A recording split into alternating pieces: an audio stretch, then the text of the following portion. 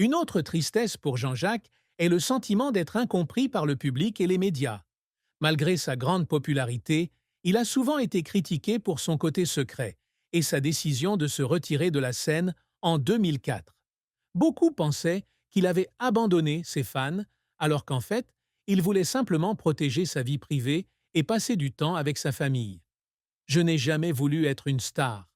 Je voulais juste raconter des histoires à travers la musique, a-t-il confié à Jean-Jacques Goldman de l'intérieur sur France 3. Ce sentiment d'être contraint à une image de star, en contradiction avec sa nature humble, l'a souvent conduit à se sentir seul au cours de son illustre carrière. La plus grande tristesse de Jean-Jacques est donc une combinaison de pertes familiales, en particulier la mort de Pierre, et de sentiments d'incompréhension, incapable d'être lui-même sous la pression de la célébrité. Ces douleurs ont fait de lui un artiste profond et sensible, essayant toujours de cacher ses véritables sentiments. La carrière de Jean-Jacques Goldman est une histoire de talent, de persévérance et de dévouement sans faille. Depuis ses débuts en tant que chanteur dans le groupe Tai Fung jusqu'à devenir un artiste solo de premier plan et composer pour des stars internationales, il a atteint des sommets que peu de gens peuvent égaler. Cependant, ce voyage fut aussi rempli d'échecs et d'efforts qui le firent pleurer. Jean-Jacques Goldman est né dans une famille juive d'immigrés venus de Pologne et d'Allemagne. Son père, Alter Moshe Goldman, était membre de la Résistance française et sa mère, Ruth Embrun, était une mélomane.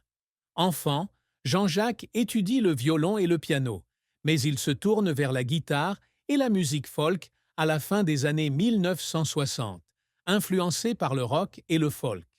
Diplômé de l'École des hautes études commerciales du Nord, il rejoint en 1975 le groupe de rock progressif Tai Fung, où il assure sa signature vocale sur la chanson Sister Jane. Cependant, Jean-Jacques réalise rapidement qu'il souhaite poursuivre une carrière solo. En 1981, il signe avec Epic Records et sort son premier album, communément appelé Démodé, bien qu'il n'ait pas de titre officiel. La chanson Il suffira d'un signe devient son premier grand succès, faisant connaître son nom au public. En 1982, le deuxième album, Minoritaire, poursuit son succès avec des chansons telles que Quand la musique est bonne et Comme toi, inspirées d'une photographie d'une jeune fille juive dans un camp de concentration. Ces albums ont établi Jean-Jacques comme un artiste solo de premier plan dans les années 90. Durant les années 90, Jean-Jacques Goldman domine la scène musicale française avec une série d'albums à succès tels que Positif, 84, Non homologué, 85 et Entre gris clair et gris foncé, 87. Des chansons telles que Je marche seul, Je te donne, duo avec Michael Jones, et Là-bas, duo avec Sirima, ont non seulement atteint des positions élevées dans les charts, mais sont également devenus des icônes culturelles. L'album Entre gris clair et gris foncé s'est vendu à plus de 2 millions d'exemplaires, un chiffre impressionnant à l'époque. Dans les années 1990, Jean-Jacques fonde le trio Fredericks Goldman Jones avec Carol Fredericks et Michael Jones. Les albums Fredericks Goldman Jones 1990 et Rouge 1993 ont donné naissance à des tubes comme À nos actes manqués, Nuit est née en 17 à Leidenstadt, qui reflète de profondes réflexions sur la guerre et l'humanité. Le trio a non seulement connu du succès en France, mais a également trouvé un écho dans les pays francophones. L'une des plus grandes réussites de Jean-Jacques est son rôle de compositeur et de producteur.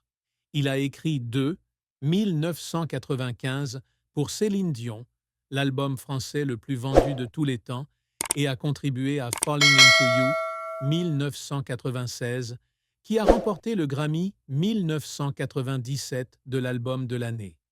Il a également écrit pour Johnny Hallyday, Patricia Kaas, Florent Pagny et bien d'autres artistes, démontrant ainsi son talent polyvalent. Jean-Jacques est également membre fondateur et dirigeant des Enfoirés, un collectif caritatif qui soutient les Restos du Cœur, une organisation qui fournit de la nourriture aux plus démunis. De 1986 à 2016, il dirige des concerts annuels réunissant de grandes stars telles qu'Yves Montand, Catherine Deneuve et Michel Platini. La chanson Les Restos du Cœur, qu'il a composée en 3 jours, est devenue un symbole d'humanité. Malgré ses nombreux succès, Jean-Jacques a également connu de nombreux échecs. L'une d'entre elles est que ses chansons, une fois traduites en anglais, n'ont pas rencontré de succès au Royaume-Uni et aux États-Unis. Des chansons comme À nos actes manqués ou Nuit ont été réenregistrées en anglais, mais n'ont pas réussi à conquérir le marché international. Je ne suis pas triste. Ma musique s'adresse aux francophones, a-t-il déclaré au Figaro.